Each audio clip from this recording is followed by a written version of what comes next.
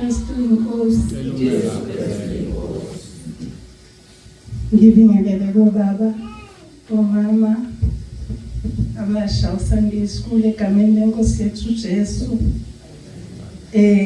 Ngiyathola kakhulu, ngiyalwazi udaba abazalwane ngalichaza mangifika la ukuthi ngiyaphapha nje mangizocingweni ningangiboni. Kodwa mase ningibona ngathi ngavule kumgodi ngivele ngonwele ikhulume ngisemgodini. Siyambonga kakhulu uNkulunkulu ukuthi sifikile ngalolu suku. Angizange ngiqaphele ukuthi njalo uma ngiza la kusuke kukhona into ethize ebalulekile.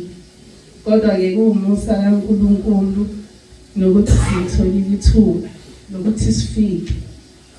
Ngiyambonga kakhulu-ke uNkulunkulu kuthiwe ngisho engithandayo kusho ukuthi isikhathi sonke ngesami. Kodwa-ke ngizoqala nje ngokuthi usuku oluhle komama. Bese ngaphambi kokuba-ke ngisho ngifunde izwi. Ngaphambi nje ukuthi ngisho ngesiLungu ngifunde izwi esizolithola lapha encwadini yeZaga chapter 31 chapter 3:1 kusukela kuverse 25. Ngifundeka-ke kanje. Amandla nesithunzi kungwembatha kwakhe. Uhleka usuku oluzayo. Uyawuvula umlomo wakhe ngokuhlakanipha. Nomthetho womusa usolimeni lwakhe.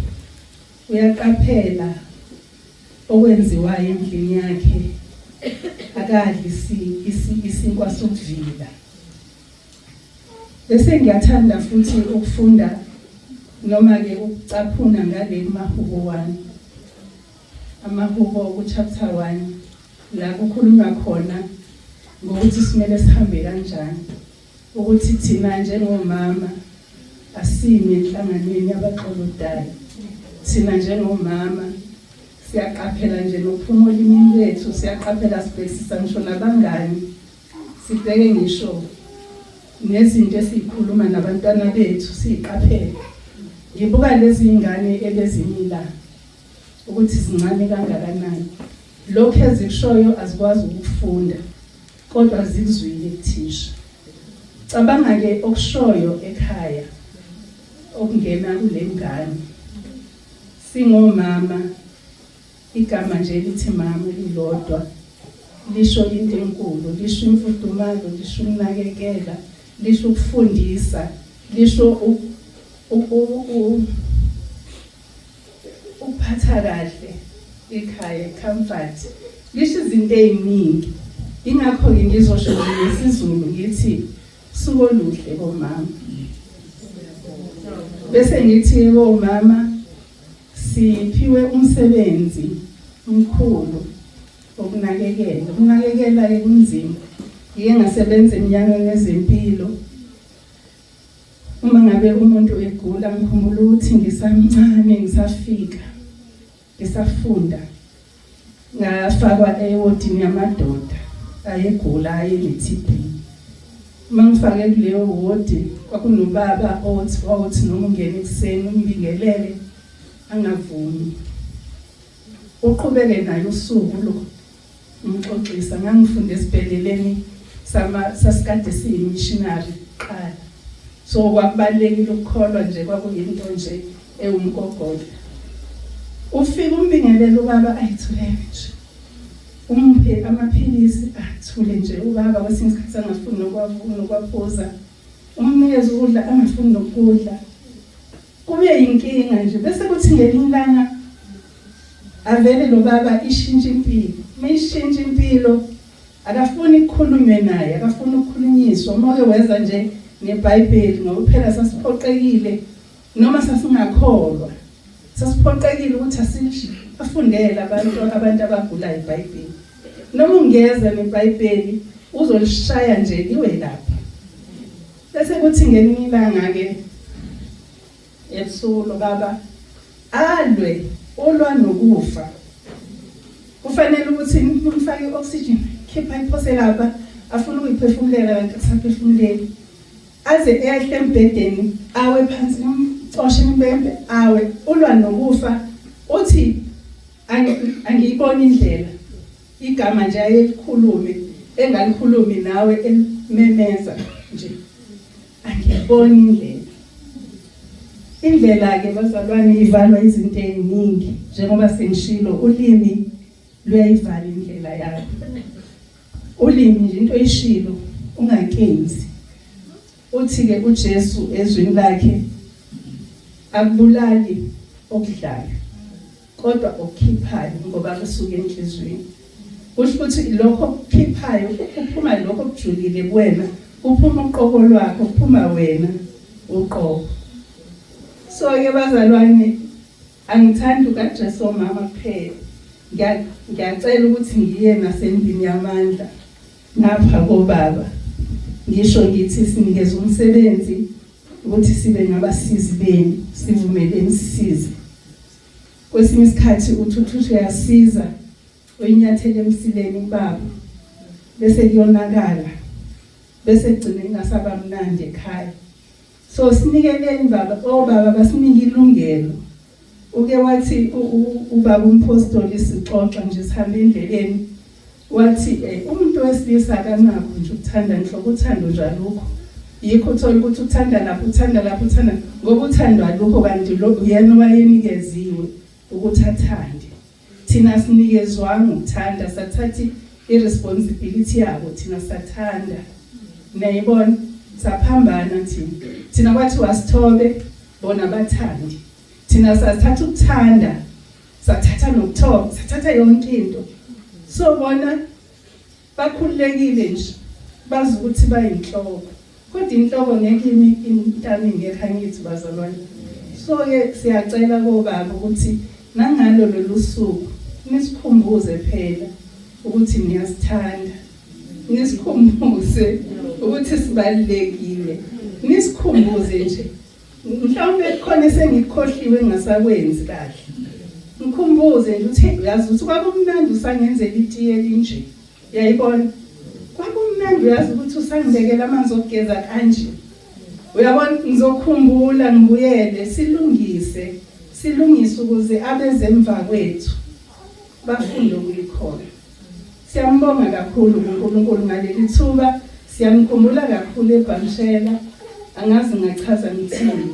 Ngiyathobeka kakhulu kodwa nje engikwaziyo siyanthanda eBhamshela. Bese ngiyathanda futhi ukusho ukuthi eyami number ayibhizi kangaka.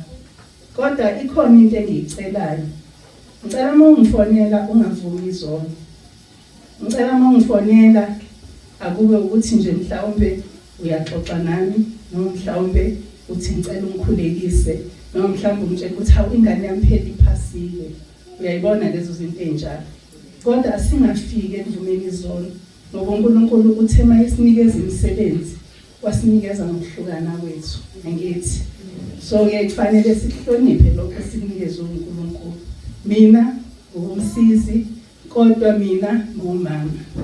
Angithi umama wenza imfudumalo, umama uyathobeka ngithi ingane ekhaya ihlala bese uyehlikile bese iyathula.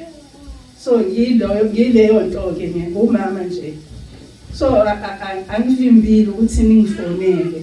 Ngiyathanda futhi kuyenzeka ngibe busy ngingakwazi ukuphendula ngaleso sikhathi. Kodwa mase ngithola ucingo lwakho ngiyafona back ngikhulume nawe. Ngiyabonga uJesu Kristu inkosi.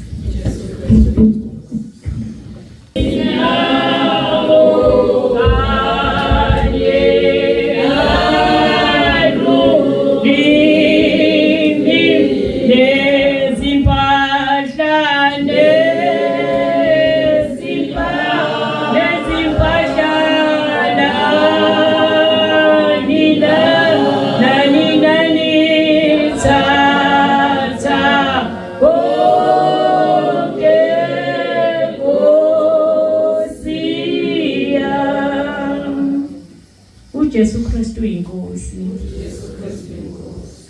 Lo mlapha kwenu umama uMkhize uMalerumo wase-newspaper.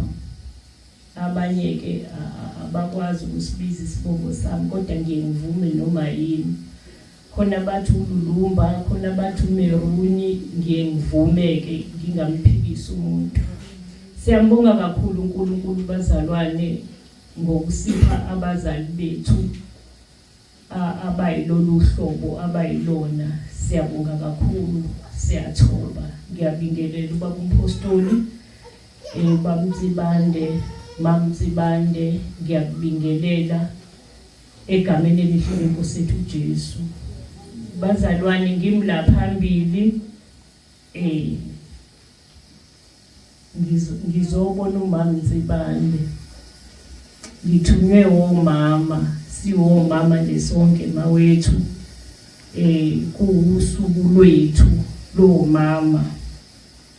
Ngokuzithoba nje mawethu siyabonga imfudumalo siphethe ngayo. Siyabonga singabantwana bakho. Sibonga ukuthi uyakwazi ukusincelisa sonke. Sibonga ukuthi uyakwazi ukusigada sonke. Sibonga ukuthi uyakwazi ukuphesha la kungapheshekile khona kuthina sonke bomama. Njengamanje usemile isikhashana esincane lana uma wethu. Kodwa nizwile ukuphuma emlonyeni imfundiso asifundise ngayo singomama ukuthi simele ukuthi senze njani ukuze sikwazi ukukhulisa nabantwana bethu, ukuze sikwazi ukukhulisa nabazukulu bethu, ukuthi kumele senze njani, sibe omama banjani, sibe ogogo abanjani kubantwana bethu. Sesidlile bazalwane, isikhashana nje sincane simile, sitholile, sathokomala, wasithatha wasibeka esifubeni sakhe, wasihlikihla bazalwane. Ngikholwa ukuthi wonke umama lana uphilile. Singomama mawethu sizothi Happy Mother's Day. uNkulunkulu akubusise, uNkulunkulu akwandisele konke, akuqhube ekwazini yena, akuqhube ifundisweni. Niyazi bazalwane, mina khona ukudla engangingakudli ngigula ngokukhuleka kaMama Mtsibande kade ngise Richards Bay. Wakhuleka umama, ngawukhola umkhuleko wakhe, ngasinda bazalwane. Siyabonga kakhulu mawethu. Jesu Kristu.